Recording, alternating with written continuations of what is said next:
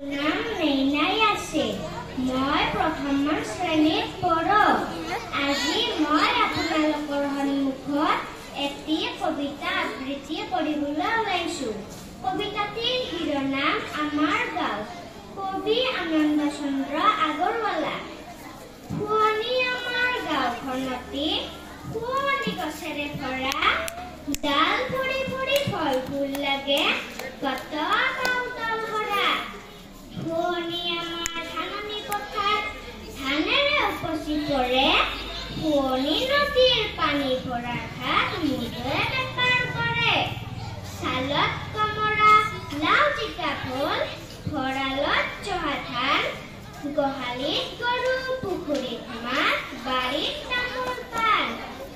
গছৰ ডালত শুৱনি চৰাই শুৱলা সংগীত গায়, ঢাকনিত শাক ফুলনিত ফুল দেখিলে জোৰাই। ঘৰে ঘৰে ৰং ধেমালিৰ হাত, ঘৰে ঘৰে হাঁহি মুখ, ঘৰে ঘৰে চেনেহা চেনেহী